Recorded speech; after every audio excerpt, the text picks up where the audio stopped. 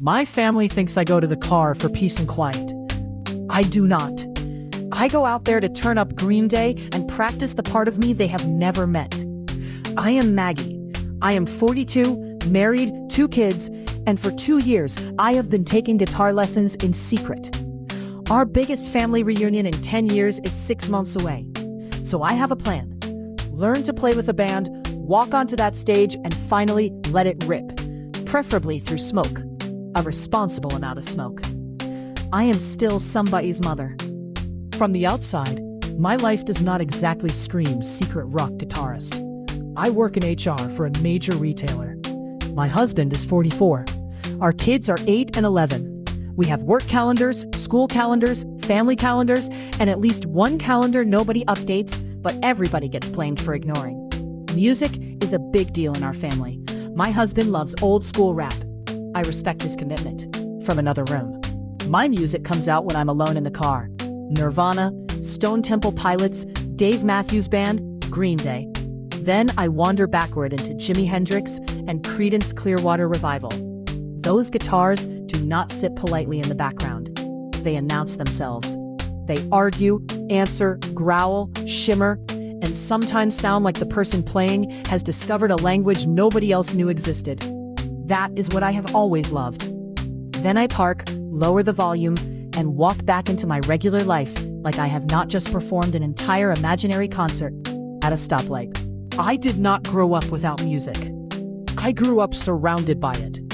There were African rhythms, blues, R&B, and later, the hip-hop my friends loved. That music gave me rhythm, feeling, and a respect for what a song can carry. Then MTV opened another window.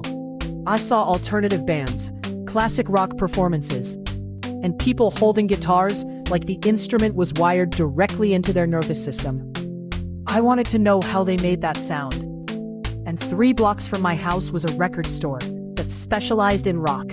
Classic, new, alternative, all of it. 3 blocks. It was part of my neighborhood, but it opened a completely different musical universe. MTV gave me the first glimpse. That store gave me names to follow. Nirvana led somewhere, Stone Temple Pilots led somewhere else. Dave Matthews Band showed me a completely different kind of movement. Hendrix made the guitar feel almost unlimited. CCR made a few chords feel like a road stretching out in front of you. And around the time Green Day's Dookie arrived, I was about 10 years old. When I Come Around became one of those songs that stayed filed inside me. I did not stop loving the music around my family and friends. I added another room to the house.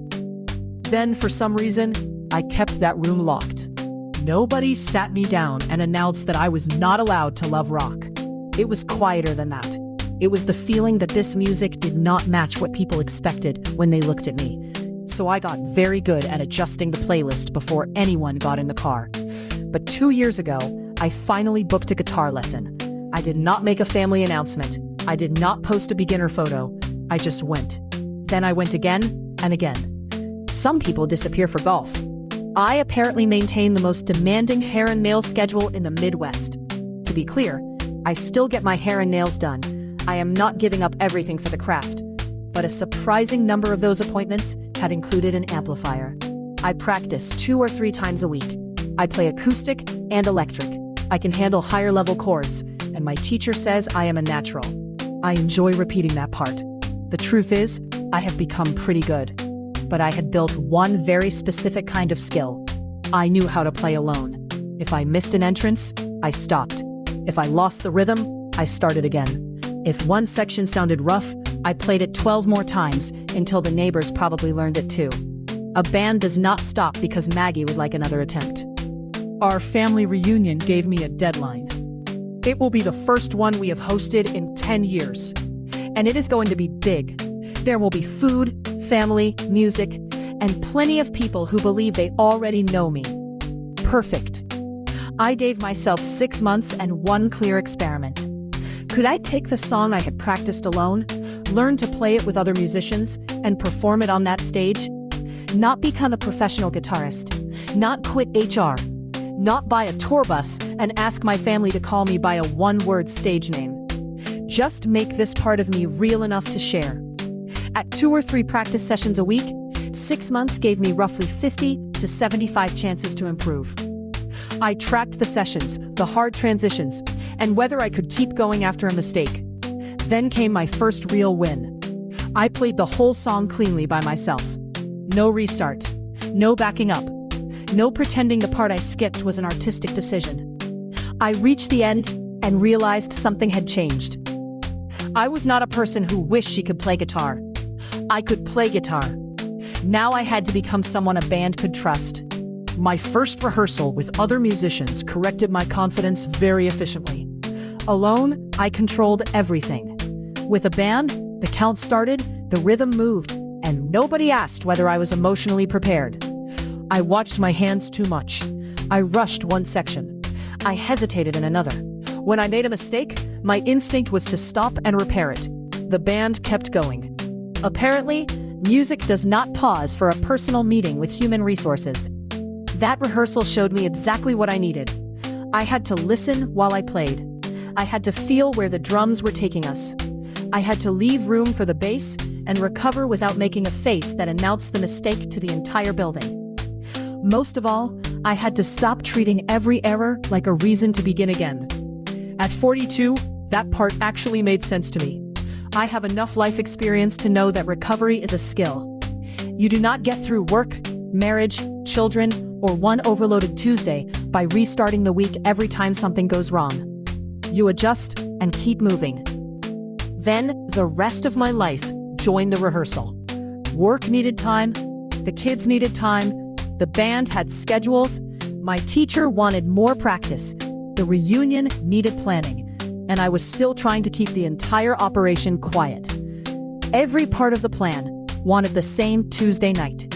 For about a week, my beautiful cinematic reveal looked less like a movie and more like a scheduling conflict. So I used what 42 had given me: patience, planning, and enough emotional confidence to change a plan without calling it failure. I made the practice shorter and more focused. I worked on transitions instead of playing everything from the beginning. I practiced standing up. I kept going after mistakes. I listened to the other instruments instead of disappearing into my own guitar part. We simplified the arrangement around one goal: finish together. I also had to separate the song I loved from the audio we could legally use in the finished video. We could name the artists and the song that inspired the performance. But unless the commercial music was formally cleared, the episode would use original or properly licensed guitar-forward audio. Not quite the glamorous part of becoming a secret rock star. Still important. The obstacle was not telling me to quit. It was telling me to build a version that could survive my real life.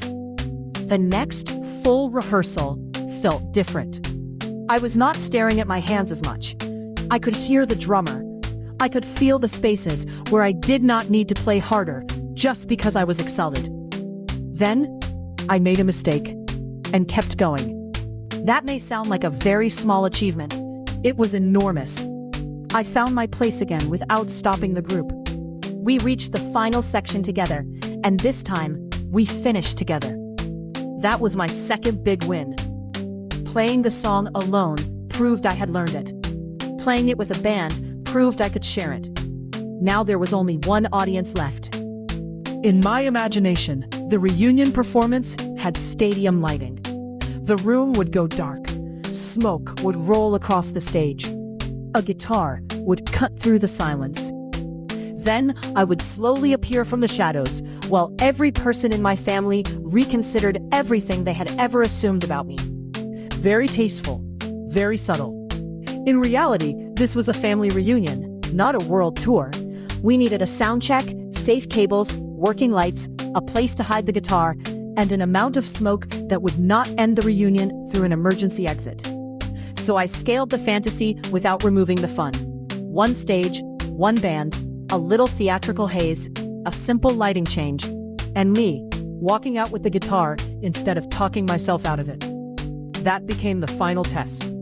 Not whether I could look like a famous guitarist, whether I could look like myself and stay on the stage. When the reunion arrived, everything looked familiar. My husband was there, our children were there.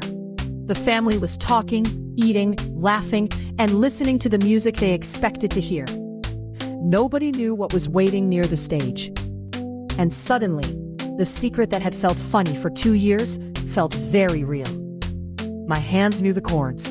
The band knew the arrangement. We had completed the song together. But this part was not about my hands. It was about being seen. For a second, I thought about every time I had lowered the car stereo before someone climbed in. Every time I treated a guitar lesson like an appointment that needed a cover story.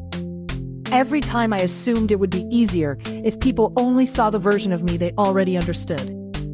Then I thought about my children. They are 8 and 11. They are still building their idea of who they are allowed to become. If I wanted them to explore freely, I could not keep demonstrating how to hide. The lights changed. I put the strap over my shoulder. The first sound from my guitar filled the room. There was the surprise I had imagined. But once the band came in, I stopped trying to read every face. I listened. Drums, bass, guitar. My place inside the song. I did not play perfectly. I played all the way through. And somewhere between the first chord and the last one, the fear disappeared. Not because everybody suddenly understood every part of me. Because I was no longer asking them to decide whether this part belonged. It did. I finished the song standing in the light, with my family finally seeing the version of me that had been alive in the car, the record store, and those private lessons all along. I did not leave my job. I did not become a professional musician.